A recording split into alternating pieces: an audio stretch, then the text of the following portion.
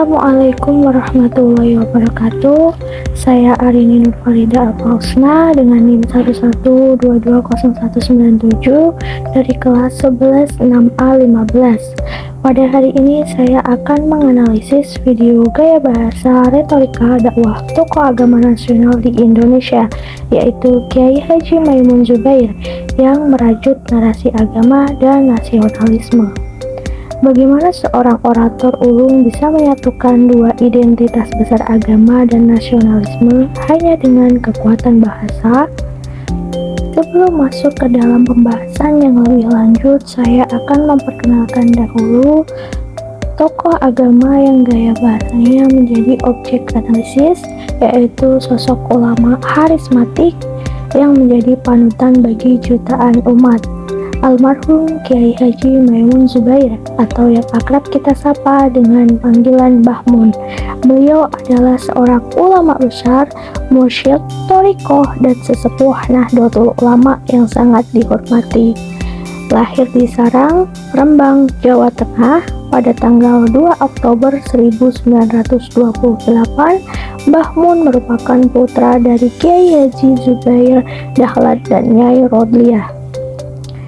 Mbah Mun adalah pengasuh Pondok Pesantren Al-Anwar Sarang, Rembang, Jawa Tengah yang telah mencetak ribuan santri dan ulama yang tersebar di seluruh pelosok negeri.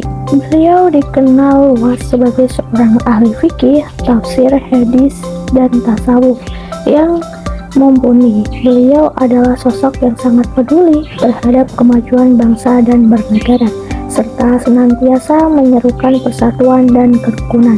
Mbah Mun meninggalkan jejak yang mendalam dalam dunia pesantren, keagamaan, dan juga politik di Indonesia.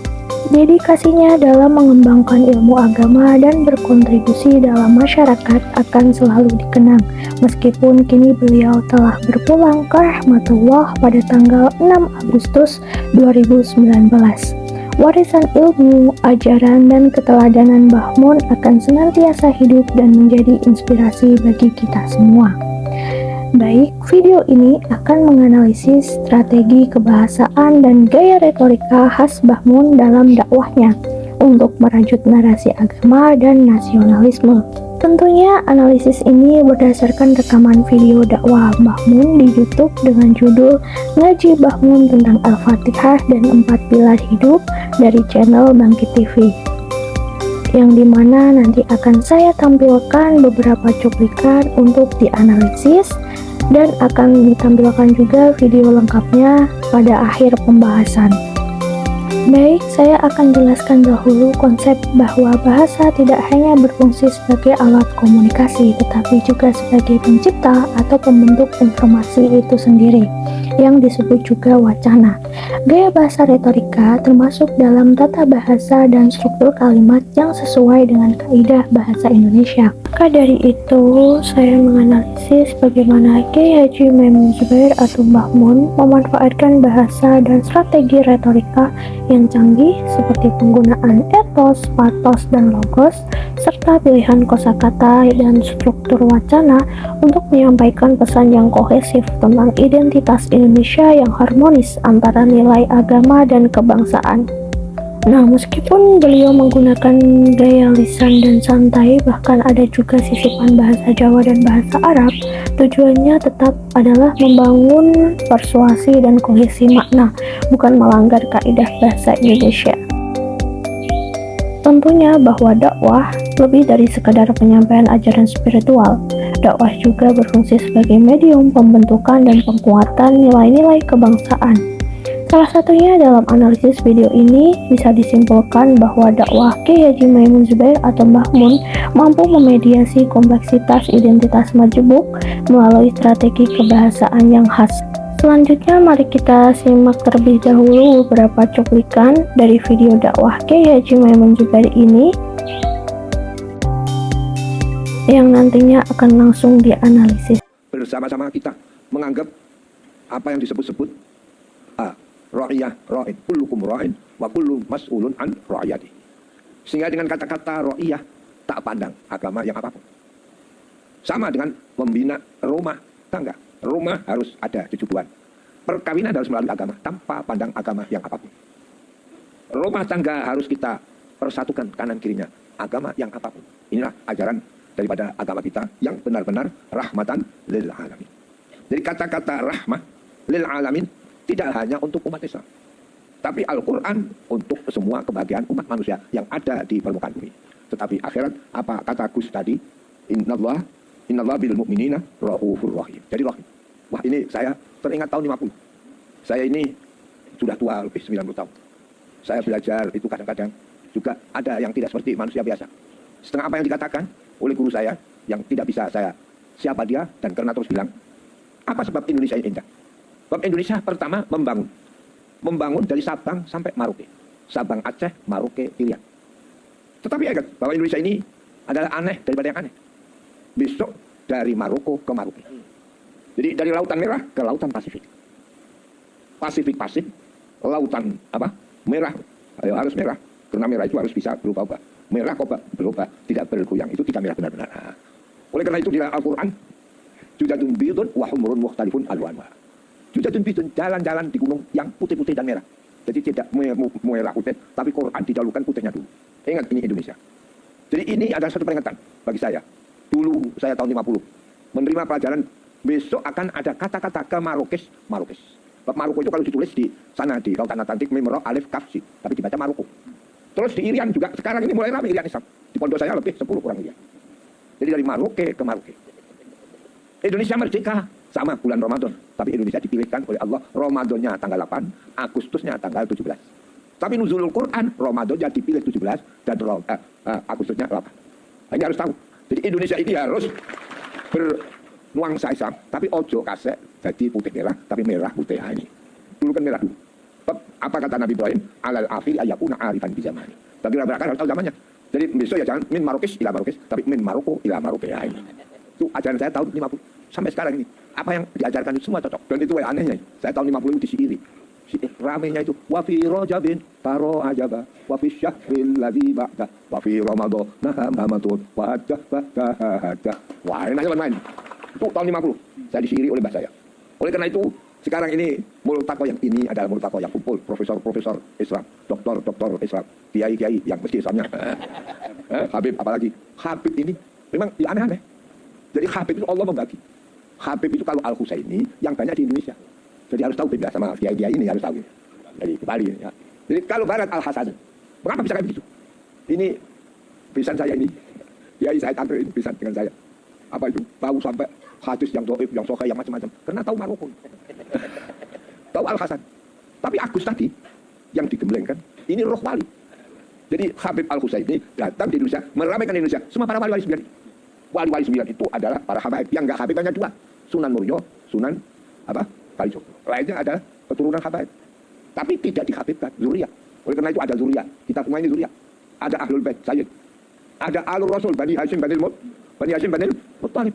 Ada lagi disebut-sebut, yaitu jadi Ahlul Bait, Ahlul Rasul, zuriyah. Ada lagi disebut apa? Tidak disebut menjadi 4 habaib yang Ahlul Bait. Zuriyah karena keturunan, walau enggak nasab. Ahlul Rasul, Bani Hashim, Bani Muttalib. Ada lagi yang disebut apa? Para habaib, para sayyid, boleh para Ahlul Bait.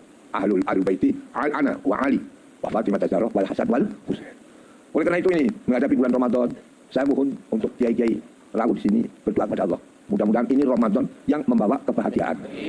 Membawa bahwa umat Islam nanti akan menjadi satu, semuanya menyembah kepada Allah Subhanahu wa taala sebagai Pancasila. Pancasila itu anunya 4. Pilarnya 4. Karena ketuhanan yang Maha Esa ditaruh di tengah. Ketuhanan yang Maha Esa menjiwai pilar yang 4 itu.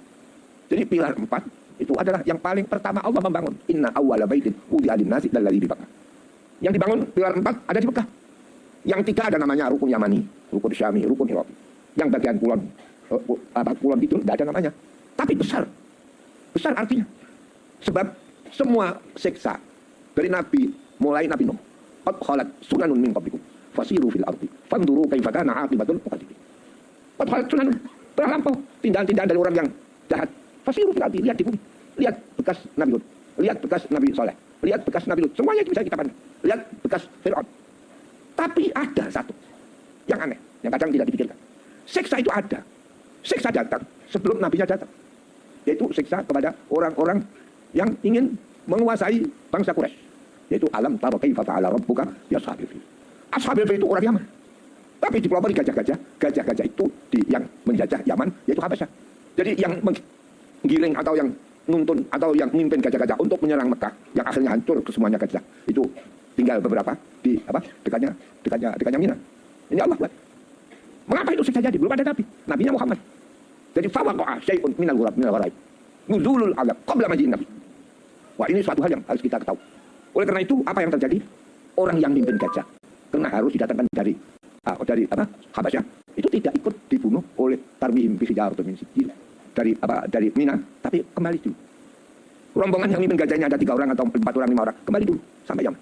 Setelah ke Yaman, kembali maafur pada rajanya di Ethiopia, di Habasyah. Kemudian rajanya ini menyimpan karena agamanya Nasrani. Aneh. Afrika di kelompok yang paling selatan, konon Nasrani. Tahu itu, ini siksa. Kok aneh? Belum nabinya datang, kok sudah ada siksa. Siapa yang akan menentang nabi? Sudah dahulu disiksa. Ini dia akan. Akhirnya apa? Kanjeng Nabi Muhammad Shallallahu Alaihi Wasallam setelah wafatnya Abu Thalib sebagai pembela Nabi yang utama, wafatnya Khadijah, utusan yang diutus semuanya Bani Umayyah, dipimpin oleh Sayyidina Utsman. Daripada anggotanya ada yang istri Sayyidah Ramlah, istri Nabi. Ramlah, ini utusan termasuk. Apa itu terjadi? Ini rahasia bagi Ethiopia. Akhirnya Nabi utusan ke sana. Falamma ja'a Utsman wa ra'a al-malik wa jasad as-salama wa qala as-salamtu. Dan menyerahkan uang yang sebanyak-banyaknya kepada Sayyidah Ramlah karena akan jadi istrinya Nabi, diserai uang 8 kilo emas utuh. Kena 200 ribu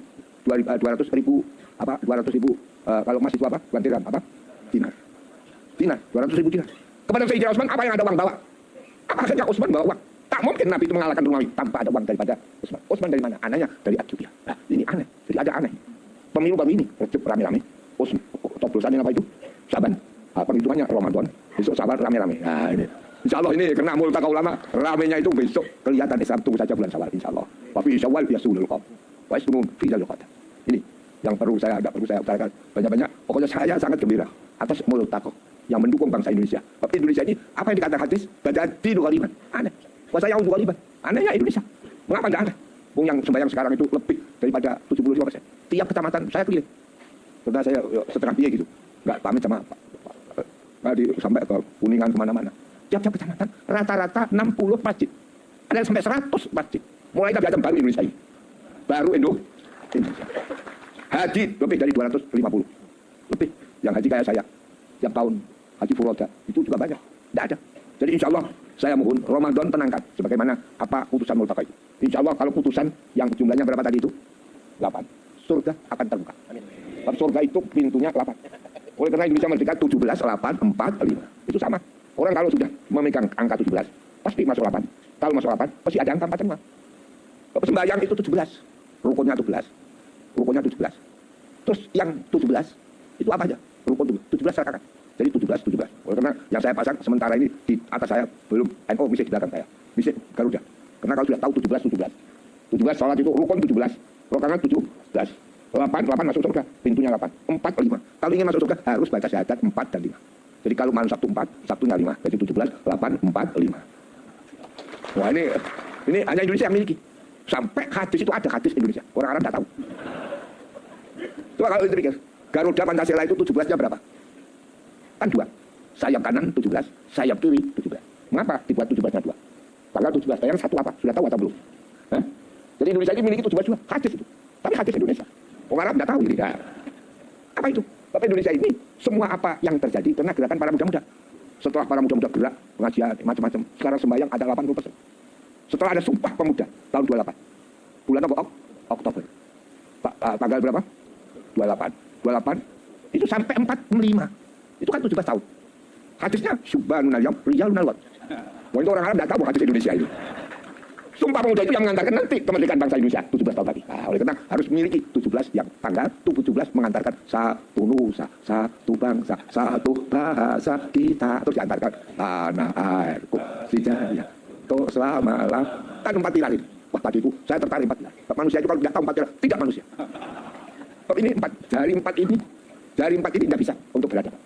Jadi harus berhadapan dengan apa positifnya. Jadi walau kiai itu ngaku.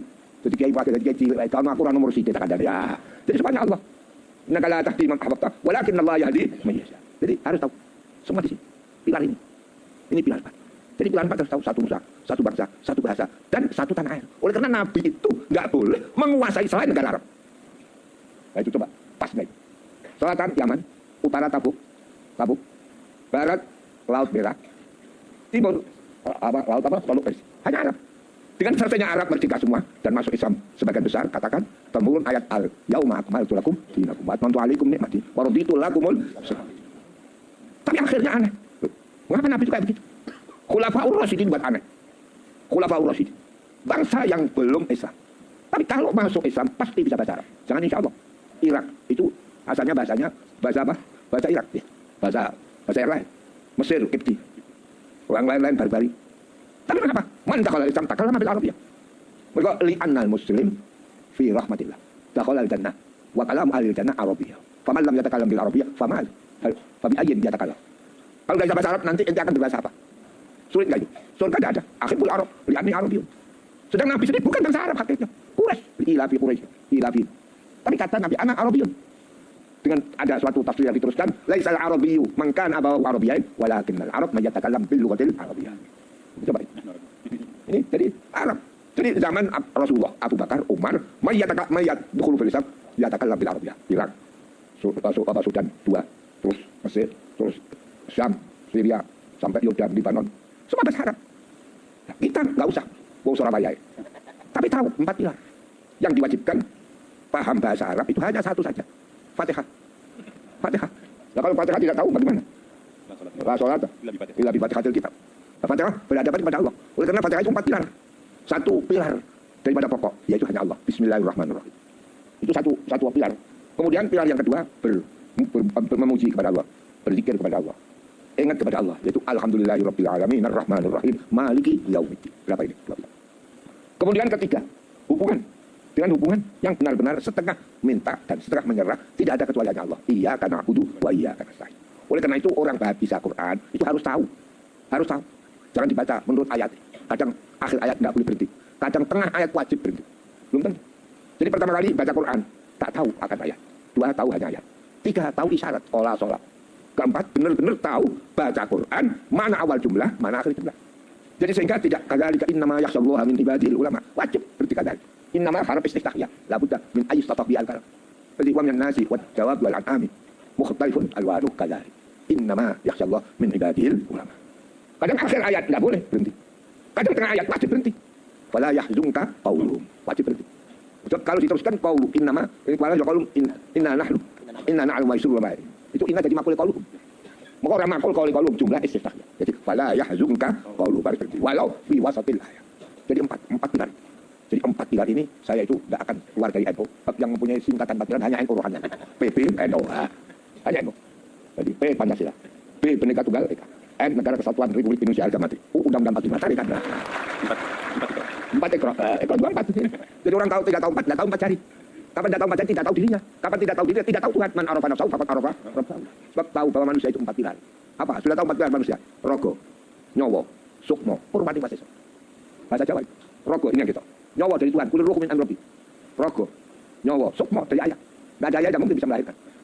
Purwani waseso, ilmu yang dititipi oleh Allah. Kulo niki jadi kiai, kiai jadi PBN. Enggak bisa. Terus wah wis jadi ketua, kok nanti jadi ranting NU. Pak napa? Mantesan niki terus tetap mau NU. Jadi saya kena eling PB apa? NU. Insyaallah nanti kalau sudah nasionalis, Islamis nasionalis dan mengakui semua agama yang ada di Indonesia, tidak ada perbedaan antara siapapun, satu nusa, satu bangsa, satu bahasa. Insyaallah Indonesia akan makmur. Baldatun thayyibatun warahmatullahi.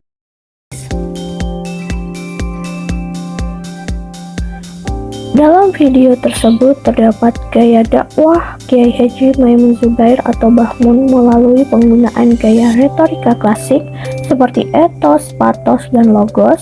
Nah, untuk penjelasannya sebagai berikut. Penggunaan kerangka teori retorika etos. Etos atau kredibilitas dijelaskan bagaimana Mbah Mun membangun otoritas dan kepercayaan melalui kedalaman ilmu dan pengalamannya. Hal ini dapat dianalisis melalui kelancaran kutipan Al-Quran atau hadis, pengetahuannya tentang sejarah termasuk nubuat yang jarang diketahui oleh publik seperti referensinya terhadap Maroko yang mengacu pada Papua. Tidak hanya itu, ada pun pilihan diksi yang tenang namun tegas, serta ekspresi kerendahan hati dan penegasan posisinya dalam komunitas ilmiah atau keagamaan. Misalnya pada kalimat yang beliau ucapkan, yaitu rasa senang saya alhamdulillah dan inilah ajaran daripada agama kita. Ini adalah analisis pragmatik dan diskursus tentang bagaimana bahasa membentuk persepsi kredibilitas. Kemudian ada juga penggunaan patos atau emosi. Analisis ini akan membedah bagaimana Kiai Haji Maimun Zubair atau Mbah Mun membangkitkan emosi audiens melalui sentuhan spiritual dan kebangsaan yang mendalam.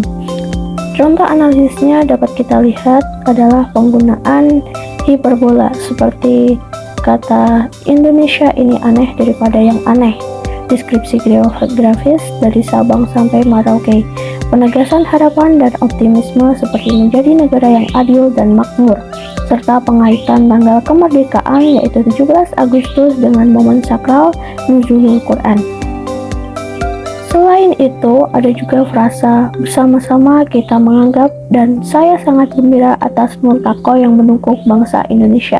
Juga digunakan untuk membangkitkan patos. Ini adalah analisis bahasa emotif dan persuasif.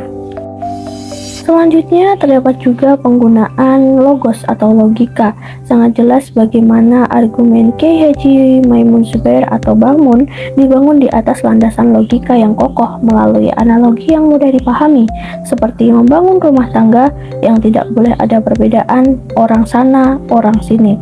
Adapun analisis argumen hierarkis tentang Pancasila, khususnya sila pertama yaitu ketuhanan yang Maha Esa sebagai jiwa dari pilar-pilar lainnya. Penggunaan akronim NOHA atau Pancasila, Bhinneka Tunggal Ika, NKRI, dan Undang-Undang Dasar 1945 juga dianalisis sebagai strategi logis untuk mendapatkan prinsip dasar negara.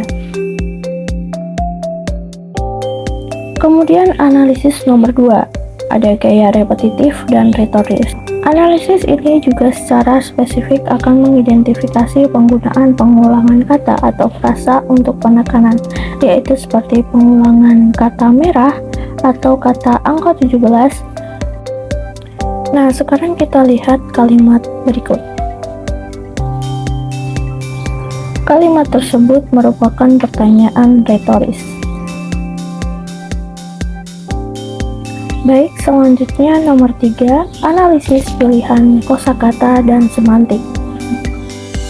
Bagian ini yang akan menganalisis bagaimana Kiai Haji Maimun Zubair atau Mbah Mun secara harmonis menyandingkan diksi agama dan nasionalisme yang menciptakan bahasa persatuan. Contoh konkretnya adalah perluasan makna rahmatan lil alamin dan pengaitan simbol nasional yaitu merah putih dengan referensi keagamaan dari ayat Al-Quran tentang gunung berwarna merah dan putih. Ini adalah analisis semantik atau makna kata dalam konteks integrasi konsep. Tidak hanya itu, pembahasan analisis ini juga akan mencakup beberapa kosakata yang syarat makna historis dan profetis.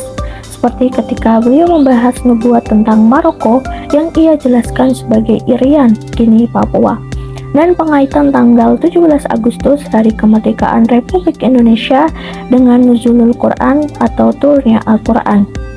Nah, analisis ini juga menyoroti bagaimana Kiai Haji Maimun Zubair atau Mbah Mun menjelaskan konsep-konsep agama secara mendalam, termasuk pentingnya mengetahui tempat berhenti dan memulai saat membaca Al-Quran. Adapun terdapat identifikasi perumpamaan atau metafora seperti kalimat Pancasila itu ada 4 pilarnya, dan sisipan frasa bahasa Jawa seperti kata ojo kaze, kata rogo, nyowo, sukmo, dan purwo, dan kalimat ngopo ngantosan juga beliau lakukan. Kemudian yang keempat, analisis struktur wacana dan koherensi narasi. Video ini menganalisis bagaimana dakwah Kiai Haji Maimun Zubair atau Mbah Mun memiliki pola organisasi ide yang fleksibel, menggunakan pola asosiatif. Contohnya dapat kita lihat adalah transisi cepat dari konsep rahmatan lil alamin ke deskripsi geografis Indonesia dari Sabang sampai Merauke, kemudian ke warna bendera merah putih dan ayat Al-Quran. Juga dijelaskan bahwa koherensi tercipta bukan dari urutan yang kaku, melainkan dari konsistensi pesan utama bahwa Islam dan Indonesia adalah dua sisi dari satu koin.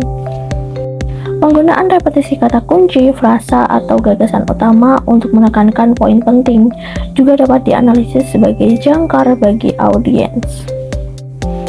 Dan yang terakhir, nomor 5, pembahasan analisis pragmatik audiens dan tujuan komunikasi. Nah, bagian ini akan membedah bagaimana Kiai Haji Maimun Zubair atau Mbah Mun mengadaptasi bahasanya terhadap audiens spesifikasinya atau perkumpulan para ulama dan para kiai. Ucapan beliau yang berbunyi, rasa senang saya alhamdulillah saat melihat kehadiran ulama juga dianalisis sebagai tindakan pragmatis untuk membangun raport dan menegaskan ikatan komunitas. Selanjutnya juga akan mengidentifikasi tujuan komunikatif multidimensi dakwah beliau yang menginspirasi iman, membangun nasionalisme inklusif, mempromosikan persatuan, misalnya analogi rumah tangga, dan memberikan panduan moral dan etika bernegara. Tidak hanya itu, beliau juga menyebutkan nama-nama tokoh penting seperti Nabi Ibrahim, Nabi Muhammad, Utsman, dan Gus Dur, juga menunjukkan bagaimana narator menghubungkan ajaran agama dengan konteks sejarah dan kebangsaan. Bisa kita lihat pada video sebelumnya. Nah, baik. Secara keseluruhan, bagian analisis dan pembahasan dari video ini bahwa dakwah beliau menunjukkan pendekatan yang sistematis, dan tentunya analisis ini berbasis teori dalam mengkaji penggunaan bahasa yang tidak hanya mencatat fitur-fitur bahasa tetapi juga menganalisis fungsi dan efeknya dalam konteks dakwah, sehingga menjadikan analisis bahasa Indonesia yang sesuai dengan kaidah keilmuan.